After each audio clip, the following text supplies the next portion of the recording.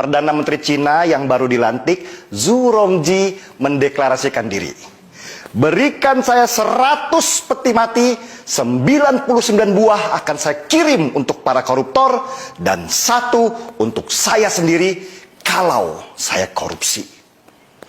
Pernyataan Zhu Rongji ini bukan main-main, bukan sekedar manis di bibir, tapi dia benar-benar melaksanakan amanatnya. Tidak berapa lama sesudah dia berniat memberantas korupsi di Cina yang sudah berakar di sana, seorang pejabat Partai Komunis Cina ditangkap dan dihukum mati. Padahal orang itu adalah teman satu partainya sendiri.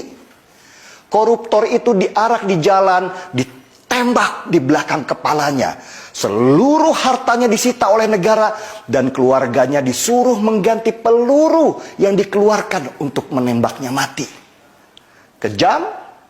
Banyak yang bilang begitu. Dan kelompok hak asasi manusia yang berpusat di Amerika seperti biasa teriak-teriak, protes, tidak boleh ada hukuman mati karena manusia punya hak untuk hidup. Tapi Cina tidak peduli. Ribuan lagi koruptor mereka tangkap dan mereka tembak mati. Bahkan proses eksekusinya saja mereka siarkan di televisi supaya ada efek jerah. Dan hasilnya, ekonomi mereka meroket. Mereka sekarang sejajar dengan negara-negara maju di dunia dengan aset ratusan ribu triliun rupiah. Bahkan mereka berani head to head masalah ekonomi dengan Amerika. Bisakah Indonesia menjadi seperti Cina pertumbuhan ekonominya? Bisa, asal mau sedikit kejam, terutama pada koruptornya. Indonesia sama seperti Cina sebelum tahun 1998. Korupsi sudah menjadi budaya dari atas sampai bawah. Kalau nggak korupsi, rasanya badan nggak enak. Soalnya di sekitarnya begitu semua. Pertanyaannya, beranikah Indonesia? Wacana hukuman mati untuk koruptor di Indonesia sebenarnya adalah wacana lama, tapi tidak pernah berhasil dilaksanakan. Ya gimana? Wong untuk itu harus dibuat undang-undangnya dulu. Yang membuat adalah DPR. Dan di mana koruptor yang paling banyak? Ya di DPR juga. Mana mau maling nangkap maling. Selain itu, perangkat hukum kita seperti KPK juga gak bersih-bersih amat. Bukannya sibuk membangun sistem supaya orang tidak bisa korupsi, malah main politik. Kebayang kalau mereka main tangkap sembarang orang hanya karena tidak senang. Orang tidak bersalah bisa hilang nyawanya. Cina bisa dengan mudah membuat produk undang-undang hukuman mati untuk koruptor. Itu karena mereka adalah negara satu partai.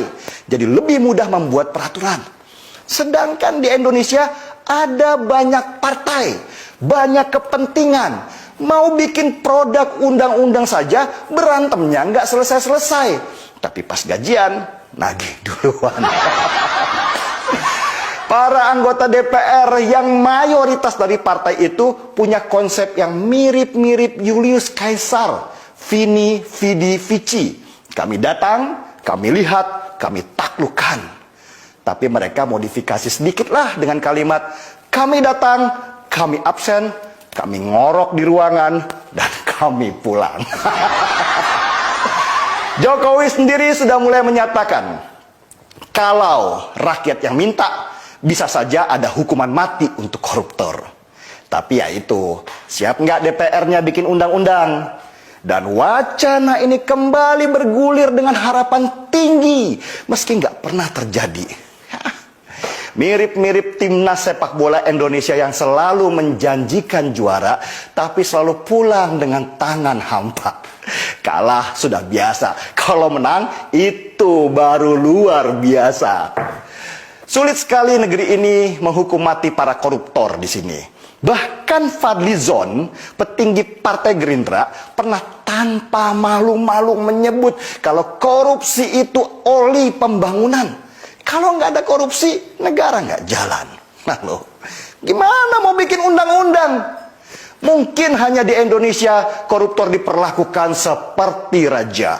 Dikasih baju kebesaran warna oranye, terus dadah-dadah di depan kamera dengan senyum lebar di wajah. Nanti di depan pengadilan, yang laki pakai kopiah dan yang wanita pakai kerudung mendadak syariah. Lalu di penjara, mereka bisa bayar untuk dapat ruangan mewah, bahkan bisa jalan-jalan dan nginap di hotel mewah.